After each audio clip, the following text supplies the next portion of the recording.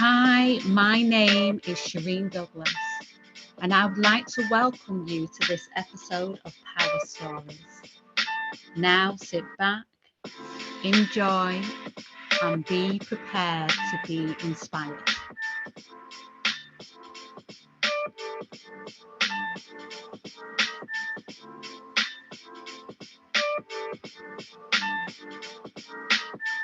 Welcome to another episode of Power Stories.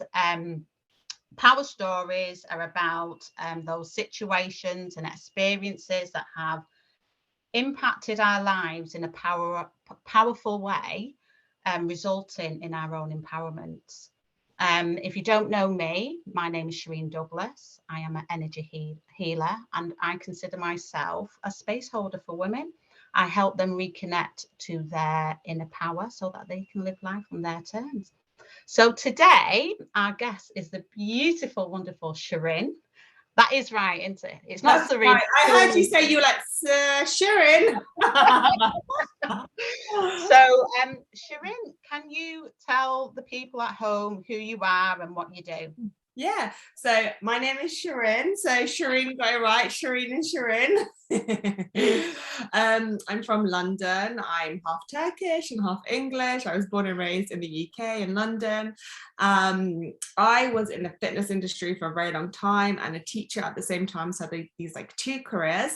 And then I decided to kind of leave the education, like teaching world and fitness world, and come into the world of mind, yes. And so now for a number of years now, I have been a self-love and empowerment coach, and that is my passion, really, just really helping women to really kind of fall back into first acceptance, then I guess and then true love, and that sense of power.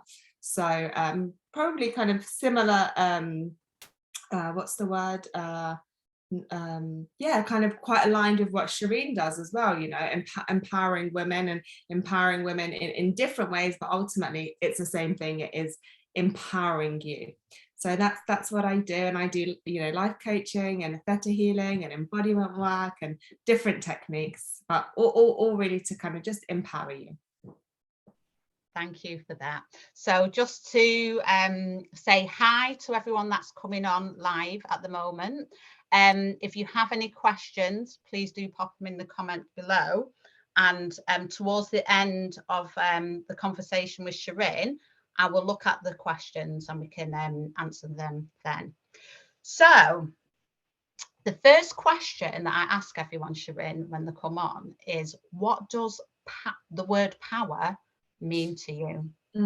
Yeah, it's a really great question. It's a beautiful question, because I think as you transform and evolve and grow, I think that word means different things. I think sometimes at the beginning of your journey it can be quite a scary word, like power, like really, So for me now, where I am now, power really means for me like a deep sense of self-love, a deep sense of self-trust, and a deep sense of self-belief. Because when I am able to come from a place of deep sense of self-worth and knowing of like who I am and what I deserve, and this is what I do for my clients, it's all the same thing, and trusting and believing in self, that is when you like step into your power as a woman, as a person, as a human.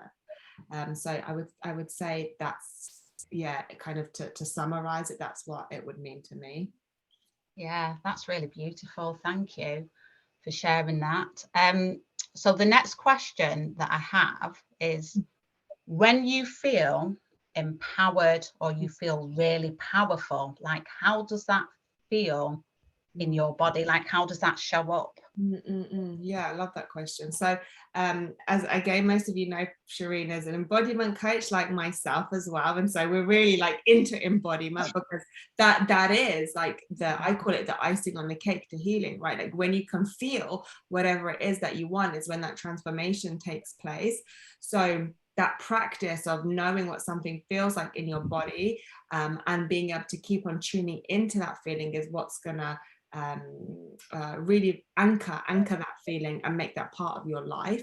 So through this embodiment work, I have been able to do more and more of that, because I was quite separated from that before. So for me now, it's really interesting. Like when I visualize it, and sorry, when I feel into it, what I visualize and then feel into is like, I feel this like rod coming from, like, I don't know where it comes from, but somewhere at the top of the universe, and it's like a light that goes straight through me and like anchors me into the ground, and then it's like it kind of explosive in a really like feminine but strong, powerful but sensual, like loving way. So yeah, but it's really like this rod and then this feeling. And it's not something I feel all the time, for sure. Definitely not for sure. But when I feel it, that's where it is. Yeah. Do you find that, because I've experienced that, what you're talking about, that rod, that like, it's really powerful, really solid, and it's really grounding and anchors you, in the moment. But what I've also found as well is, like, my embodiment of power changes, it fluctuates. So it could be that, but then it can be really feminine and soft, but really expansive, which feels really powerful. Totally. Yeah. And I think, power can also be like deep sense of self-compassion. And if you're going to be in that deep sense of compassion, then maybe it wouldn't necessarily feel like that, it would, for me, that would be more like a rising power from my belly, and kind of maybe like a sense of like a gentle fire warming me to give me love, so yeah, definitely, I think it depends on what it is that you're experiencing. Yeah. But really important to know the different feelings, because then when we kind of keep on going back to them, we're able to become more of them, right? And become it more easily. Instead of being like, there's affirmations of like, I am powerful, I am strong, I am confident, I love myself. It's like, the brain is not believing it because the body is not feeling it. Exactly. Yeah. So here we are. Would love to know what your power story is. Yeah, okay. So actually, this is lovely. I think it's kind of just what I needed to go back to, like, what is my story, and for me, I think ultimately my story is like my story back to self-love, and then to that sense of like empowered self. I would say that I was born a very sensitive child. Now that I'm older and I do the work that I do, I understand that so much more, and actually that was my power, that is my power, and that was my power, but I was disconnected from that power. It was like, oh, you're so sensitive, oh, you're so emotional, oh, she cries a lot, and I didn't know how to handle any of that, and so it just kind of got worse, really, because I wasn't empowered in that sense of emotional self. But because I was very sensitive, I think when things happened externally, I really took those things on quite deeply to mean something about myself. So when I was about 8 years old, up until I was like 8 years old, I basically couldn't read. And then my mum was like, okay, like, I have to do something about this, and she sent me to a private school. And that wasn't like an easy thing for them, but she felt like she had to do that. And then I had to stay back a year. So I actually missed like a year of school because I did like year 4 twice. And a lot was created at that time, with regards to feeling not as clever as others, feeling not as intelligent. And then I got the ultimate limiting belief. By the way, I've got a hot water bottle on my belly, and I was just like, oh, the hot water bottle's rising. I can feel it, like, damn, everyone's seen my hot water bottle. Did you see it? Oh, I love that. Self-nurture, self-care. Distraction. So anyway, back to my story. So all these stories were created about basically self-worth. And then that became, I would say, like the starting point to, I guess, like my struggles, my pain, my story. And then anyway, so then I had to take exams to get into another school for year 7, and I basically failed them, and everyone else passed them. And then I ended up having to like study a lot. And this was also something I wanted. It's like I was never pushed to do it or made to do it or anything like that. It was something that I wanted. But it was because I wanted to be like the other kids, right? Like I felt not as clever, not as intelligent, not as good as, or whatever stories were created at that time. And so anyway, I then did get into this school that I wanted to get into. And I spent my whole, secondary school proving myself to myself. Yeah, proving that I was able to get those grades, I was able to pass those exams. And I think it's very complex, but ultimately I think because I felt not good enough, anything that happened in school just was like one trigger after the other, another layer, another layer, another layer, another layer.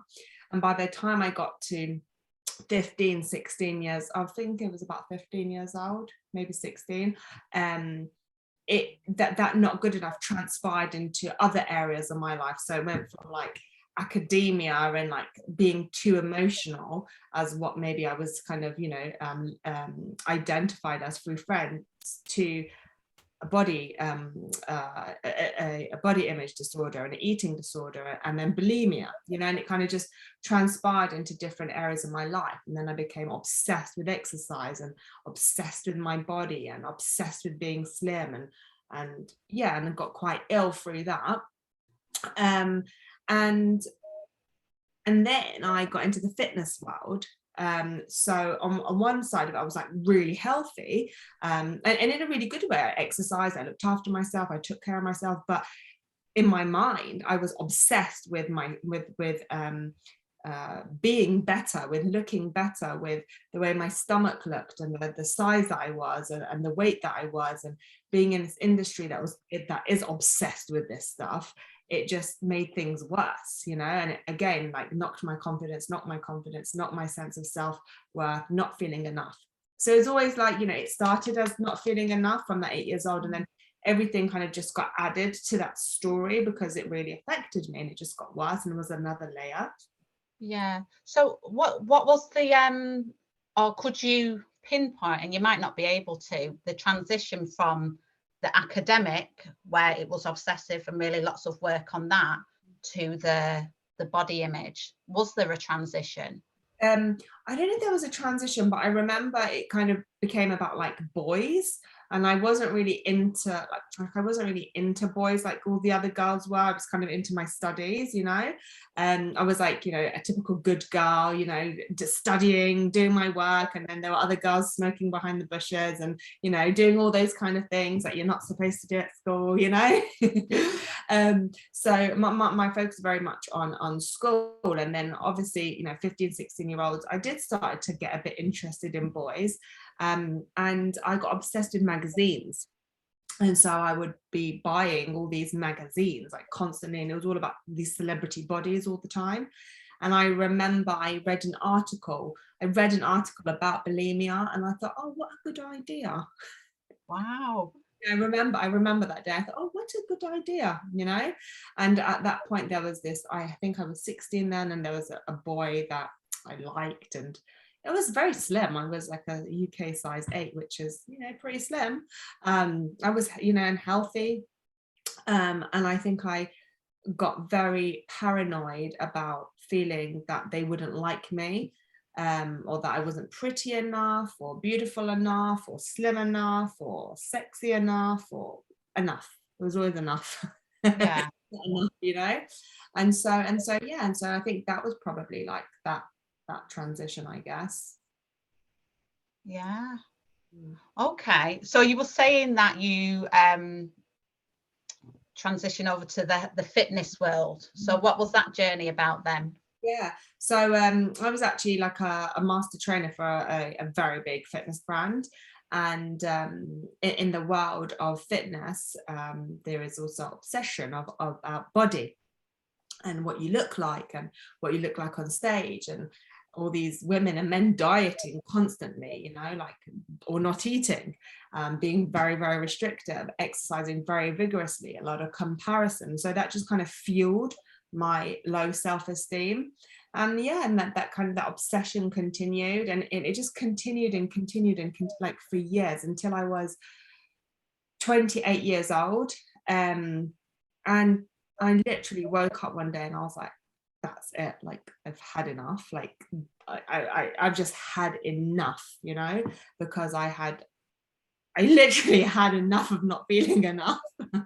I was like, I can't feel this anymore. It's so hard. And I decided to leave the fitness industry. And I would say that for me, that was, how old was I? I think that was like 7 years ago.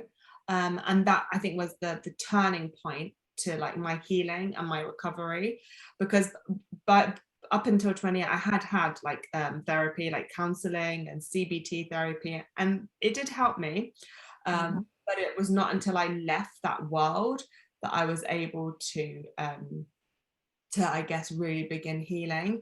And one of the biggest reasons I left was also because I was like, I want to help women feel good about themselves. I don't want them to feel how I felt, because I felt so bad about myself. You know, I've probably not been on every single diet that there was up until like 7 years ago. You know. Wow. um Yeah. so, and I was like, I don't want women to feel like this, you know. Yes, I totally believe in health. Yes, I totally believe in a balanced body weight. Yes, I totally believe in exercising. Yes, I totally believe in eating healthily. But I totally believe in feeling good and loving yourself and self-acceptance. And actually, a lot of the time in the fitness industry, and I'm not saying this is the way it is, absolutely not, but there is a lot from what I've seen. Actually, the obsession stems from low self-esteem and low self-worth, and that's why the obsession around your body happens. And in order to you know, quite often the reason why diets don't work and fitness plans don't work is because the mindset around the way you feel about yourself is driven by pain, you know. Feeling like I've got to feel better, I've got to change myself, I'm not good enough the way I am, I don't like my legs or my thighs or my belly or my hips or my whatever it is, and so I must change, instead of being like, actually, I love myself and respect myself so deeply that I want to feel good, so I'm going to look after my body. And there totally are people who are able to do that, of course there are, but many people are not doing it in that way, and it's from a place of like pain, you know, whether you're aware of it or not. Yeah, no, of course. And I can really relate to that, because I think like now I completely like love myself on my good days, on my bad days, you know, it's all good. But there was a time where there was definitely body parts that I would just be really embarrassed about, didn't like. And it's because of all these images that were constantly shown. It's like, this is how we're supposed to look, this is how it's supposed to be. And it's like, well, I don't look like that. And even if I worked out, my body is not, it's not going to be that shape, because I've got my body shape. And it took me a while, and even with my mummy tummy and my hand, like I've had to really work a lot to really embrace it and love it and go, do you know what, it's my body, I carry two babies, and this is what I'm left with, and I love it, and I rub it.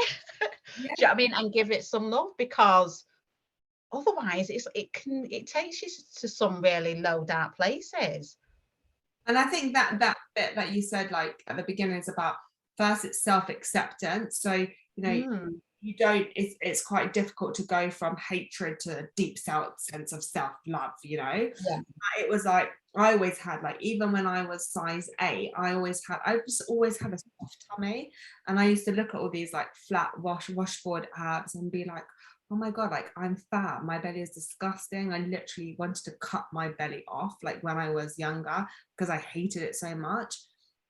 And you know, through my recovery, I would want to call it, I guess, and healing, it's like, like cookie dough. It's so like, it's so nice and soft, and you know, so and it literally is like that. And don't get me wrong, I still have like days and I'm like, oh god, like, you know, and I believe I'm human, and that's why that happens. But it's self-acceptance, and then it's like, and then it's like, actually I'm gonna love this part of me, because I either choose to love it or hate it, and I actually want to love it, and I want to love me instead of hating self. Yeah, and you know what? I'm so glad that you said that, because I think sometimes when people say, "Oh, you should just love yourself," it can sound really patronizing and really frustrating, because it's just like, if you don't even like yourself, like how do you love yourself? So like you said, first it starts with the acceptance. Like, I'm like this is my body, this is what I look like, I accept that. Then you can start liking it and picking out little things what you like, and then it turns into self-love gradually. But I think sometimes when people just make that throwaway comment, which I'm sure they mean well, it's just like, oh, it's not that, for me anyway, I know my journey, it's not that easy just to wake up one morning and go, I'm just going to love all of me. You know, it's a process and it's a journey. Totally, yeah. And actually, another thing that came to my mind, which I actually forgot about, was that I had extremely bad acne. And when I say bad, I mean like boils and cysts on my face for like 10 years. I used to wear so much makeup because I wanted to hide it. And I took, in the end, I had to take this medicine called Roaccutane, which could be quite dangerous, really. And I had to take it like twice because my skin was so bad, and you know, and that really affected my confidence and my self-esteem as well. So yeah, I think for me, I'm very much about being natural, because you know, I went through all these like pains, like physically, you know, like what I felt about myself, and what the media and society told me I should be like in order to be beautiful and accepting, you know. And it's like, well, actually you are like, who says who is beautiful? Who says who makes that decision? You know, who? We get to make that decision. And again, I know that's not that can, it's like I'm saying that and it doesn't necessarily always feel like that, but that's where that journey comes to being like, actually, you know, I do deeply love myself, you know, and I am going to accept myself, and I don't feel like I have to change myself. And yeah, and some days I might, but then I go back to that sense of self-love. So like when, you know, my mum sometimes, she's like, don't you want to put some makeup on and put a dress on? I'm like, you know, don't you want to get out of your leggings? I'm like, not really, like I feel good, like do that, you know, like if I want to I will, but I don't feel like I have to. And that is quite empowering for me, you know. Yeah. Um for oh, sorry, I thought I put my phone on silent. For anyone that's watching, that maybe, you know, struggling with maybe an eating disorder, or even, you know, with acne and stuff, could you share with us, if it's okay with you, like what was the thing that helped you, I guess, heal from your eating disorder and stuff, like what? Because how am I asking this question? Yeah, what helped you? What helped? Because you had the eating disorder when you were was a child. Yeah. So I would say maybe like 15, 16 till, I guess, like making myself sick to about like, I can't remember the exact number, but let's say like 20-ish, you know, maybe a little bit before that. But then complete obsession with dieting and body, which is disordered eating, you know. Yeah. So, and that's a difficult question for me to answer, because there isn't obviously one thing, and it is a journey and it is a transition. I think there are several things which I could, well, there's probably lots, but there are several things that come to mind that I can share. I think first it was like the decision that like, I don't want to live like this anymore. You know, that decision I think is really important. The acceptance, like, oh, I have got an issue and I want to sort it out because it's not good for me. You know, I remember like when I was maybe 18, 19, I would like eat, and then because I'd made myself sick so often, the food would like naturally just come up. You know, that's kind of what happened to my body. And Actually, and that was when I decided that I wanted to stop making myself sick, because I was like, this is not normal, it's not okay, it's not right. So I think it has to come to a point in your life, like with anything, where you make that decision, you know, Yeah. and then you can get help. For me, when I stopped dieting, that was when, like, I want to say, can't swear, but the SHIT changed. Because people are very scared to let go of control around kind of food and exercise. And there's this deep fear, like, I'm gonna, like, for me it was like, I'm gonna get fat if I stop dieting. And the truth was, like, absolutely not. I did not, you know. Yeah. At the beginning I put on a bit of weight, I can't really remember, but not really, you know, because I began to listen to my body, and there's only a certain amount of chocolate that you can eat until you feel sick, you know. And I remember, I've got this book up here somewhere. It's called Stop Binging. And I remember reading that book, and that was one of the tips that it gave. And it said, you know, you need to stop dieting. And so that can be a really scary thing. And you know, you want to maybe get support around that. But it's about, you know, coming back into your body and being intuitive of how you're eating and why you're eating. You know, when you've got a disordered eating pattern, it's usually due to some kind of emotional wounds, you know. So beginning to deal with those emotional wounds, that might be coaching, or that might be healing, or that might be therapy. And it doesn't always, one thing doesn't always work. There might be different therapies or different healings, or, you know, different counselors you have to go to, depending on what actually kind of feels good for you. I had a lot of therapy when I was younger for all this stuff, and it didn't start to work until I began to have CBT therapy. But yeah, I would say, sorry, I don't know if I'm taking too long to answer. No, go ahead. Yeah. I think ultimately it was like leaving the fitness industry, because I left the world of obsession, you know. Yeah. It's kind of removing myself from the trigger, and then doing and making that decision, and then kind of doing the healing work, and ultimately learning to, like, love myself. Yeah. And as I said, first that acceptance, but being like, there's nothing wrong with me, you know. And that took time, you know. You know, like, it was only until, honestly, like, this whole being so sensitive, like, I live my whole life with everyone telling me I'm so sensitive. And that was such an issue for me. Like, I felt absolutely terrible about myself, because I'm so sensitive. And I'm like, literally, like 2 years ago, I realized, like, that's my superpower. Like, that is why I heal people, because I'm so sensitive that I can read people's energy, I can tune into their body, I'm intuitive, I know what they need, I know how to help them, you know, and that is my superpower, you know. So it's a huge difference.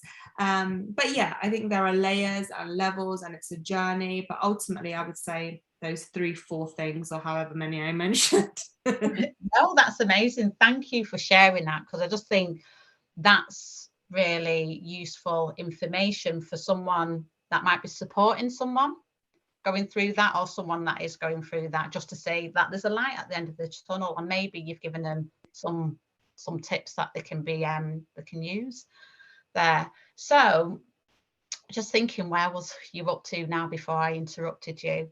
It's like you left the fitness industry, and then you went into, was Yes, that? I went back to teaching for a bit.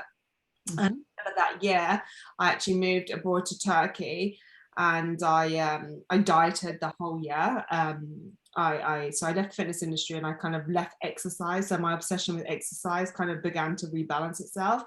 At the same time, I was dieting the whole year, like on like Atkins kind of diet.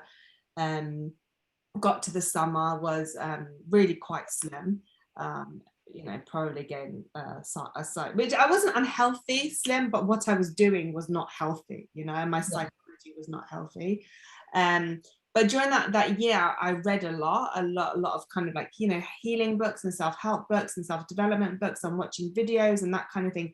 And so my mind began to expand. So I left the fitness industry. I was dieting, but I was reading kind of all this personal development books.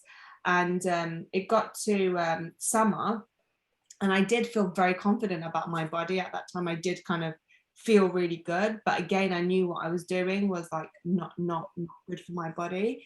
Yeah, and so can't remember exactly what happened, but I think it was like the same thing. I was like, you know, I can't, from going from, I can't make myself sick. It was like, no, I can't keep dieting forever. You know, this is so unhealthy. I'm trying to starve myself, basically. You know, I'm eating because I've always eaten, but now it's like I'm trying to not eat. You know, so. And it was like, no, like I've left the fitness industry, I've left that world. I'm balancing my relationship with exercise, and now I need to do that with food finally. So yeah, so I kind of I think again I just stopped, because I think for me it's like with anything, again I'm repeating myself, but when we make that decision that I want that thing, is when that thing happens. And sometimes, you know, there's that journey to getting there, and you can get that support and help to getting to that point, but that point is the tipping point to making it happen. And so that was my tipping point. And then I just went on to this like huge, like I'm just looking up there because I have so many books. I went like into the world of like healing. And when I say healing, I don't mean like just energy healing. I just mean, you know, like transforming yourself, transforming your mind, transforming the way you think, your beliefs, yourself. And the first book that I read was Louise Hay, You Can Heal Your Life, I think it is. Oh yes, the staple book for personal developers. To get into the world of growth, one thing leads to another and another and another and another, and it becomes a bit like a positive rabbit hole, you know, and you just learn more and more and more and more, and transform more and more and more, and grow more and more and more, and everything, all these positive emotions and feelings and ways of living become more and more and more and more. Yeah, and so you learn so much, and you learn so much about empowering yourself, and you may get into times where you're triggered again in some way, but because you have learned so much, the way you deal with it, the way you handle it, or how long you're in that place, whether your thing is anxiety or sadness or guilt or the eating disorder, or and being an alcoholic, or whatever that might be for someone, because you've evolved and transformed, and you've now got these tools where you are. Let's say, for example, if you're a person who suffers with depression, you might feel like that for a day instead of 3 months. Yeah, you know, and I think that is like transformative. Absolutely. Wow. Gosh, thank you for sharing all that, because I know it can be quite sensitive sometimes as well, but there was a question I wanted to ask you that you mentioned.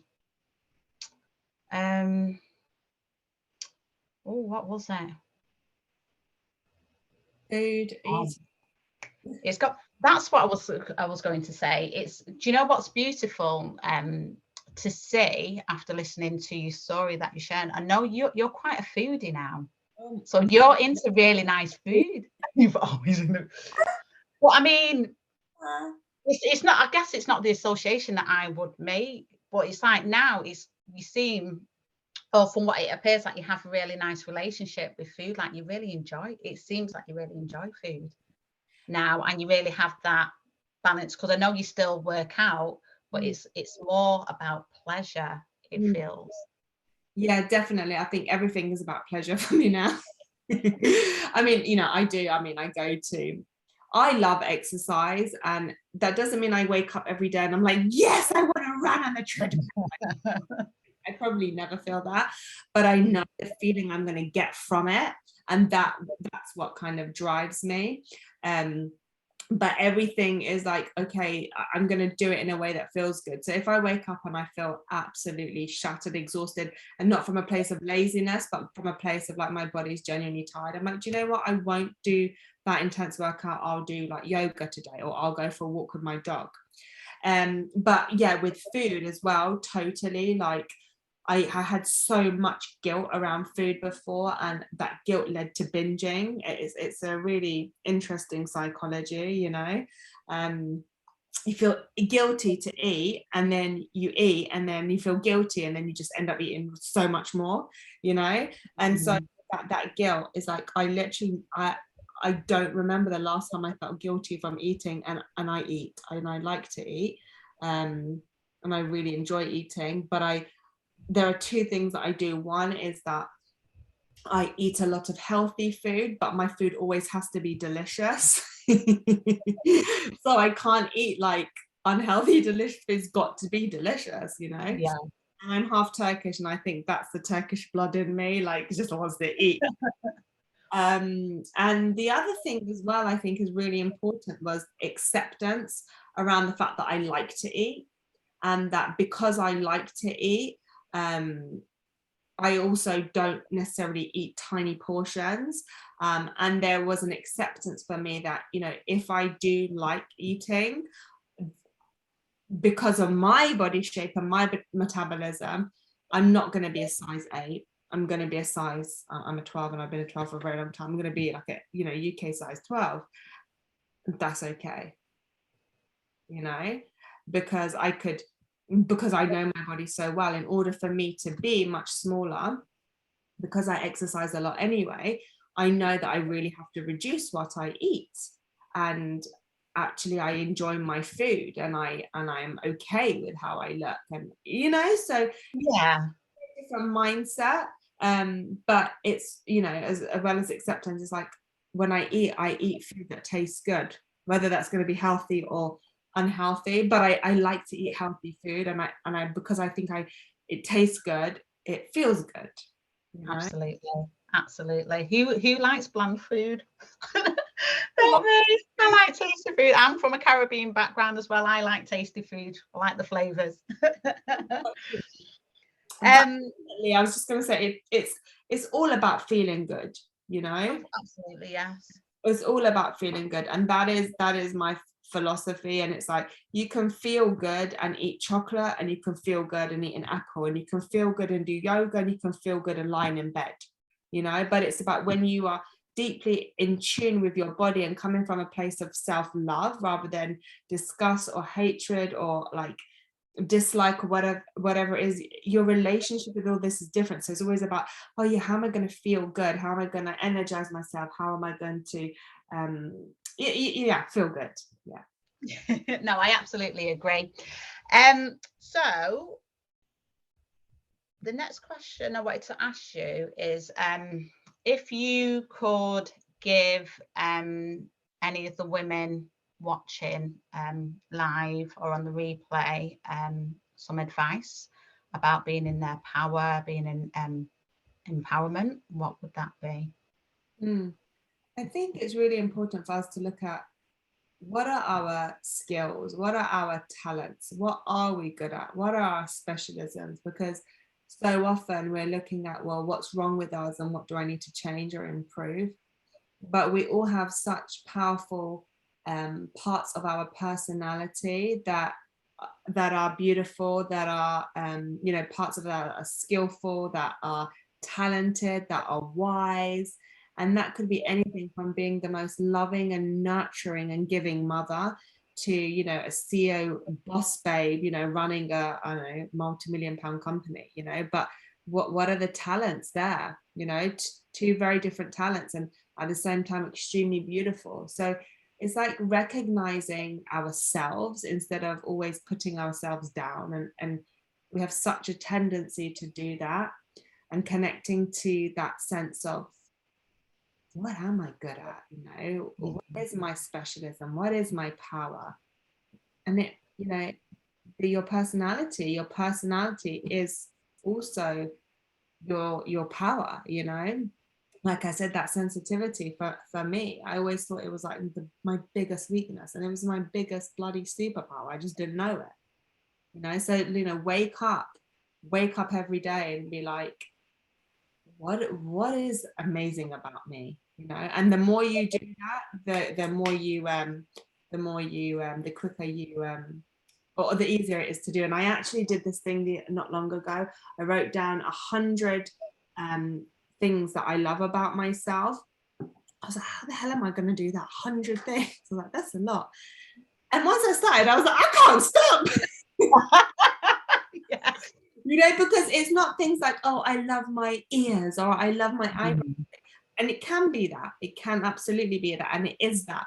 But it's also like, I love the way that I smile, or I love the way that I am really caring towards my dog, or I love the way that I put out the dustbins for the house, or, you know, I love the way that I'm committed to my work. I love the way that I am committed to my rituals. I love the way that I listen to my body, or, you know, whatever. It doesn't have to be just about the way you look or your skills and your talents. It can be lots of different things. And if you struggle, ask a best friend or someone who really, really loves you, and they're going to help you.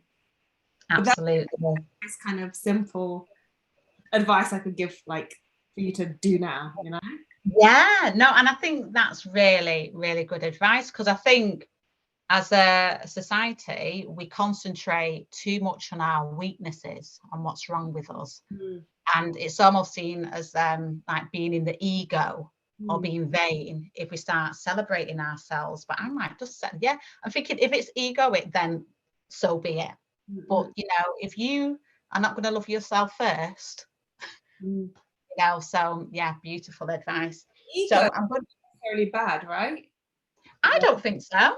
We need our ego. We need ego. Who are we without ego? You know, but it's like, where is that ego coming from? Yes. You know, so yeah. Yeah. Right. So I'm going to check the comment section. Let's see. We've got some hellos, Hayes, but I don't think we've got any questions. No questions. So is there anything else you would like to share before we move on to your sacred offerings? I think we're good. Okay, so what I'm going to do then is I'm going to hand this section over to you, just for you to share your services, your products, your social media groups and page with everybody, talk a little bit more about what it is you do. And then after you've done that, if you send me over the links, I'll share them on my page. So I'll hand it over to you now with the sacred offerings. I think the kind of easiest way is for me to share my Instagram, which is at the World of Wonderful. And on there, if you go to the link in my bio, it kind of gives you all the different things that I offer. I have free meditation, self-love meditations, weight balancing, health meditations, free 5-step guides to confidence and body confidence. So I have lots of kind of free stuff that you can download or get from there. And I also have a couple of groups, Facebook groups, which again you can find in that link in bio. So if you want to become a part of that community, then I would love to have you. Or if you just like to ask me a question about anything that I've spoken about, then you are welcome to. And yeah, I have coaching programs and theta healing programs, and all of that is on my website, so sirinortanca.com. My signature program is my Body Beautiful program, which is all about you know, falling back in love with your body, learning to eat without guilt and with freedom and in an intuitive way, falling in love or actually just liking exercise and learning how to move your body in a way that is joyful and pleasurable, but ultimately about, you know, self-confidence, self-empowerment, liking yourself, being able to wear what you want, eat what you want freely, and yeah, all of those details are on my website. Okay. Yeah. Okay. Thank you so much for being here today, Sirin. It has been so wonderful, so insightful. I think I've learned quite a bit actually thank you for, because I know your story is vulnerable as well. Thank you. I know it'll help other women out there, because it's a thing that it's common, isn't it? Because we still have these body image issues that people, and this kind of unhealthy relationship with food. So I know it's going to be helpful. Like, it's helpful for me because I know I still binge. Like, it's not to the point where, you know, I make myself poorly, but it's still an unhealthy habit. So thank you so much for sharing, and thank you for giving us your time today.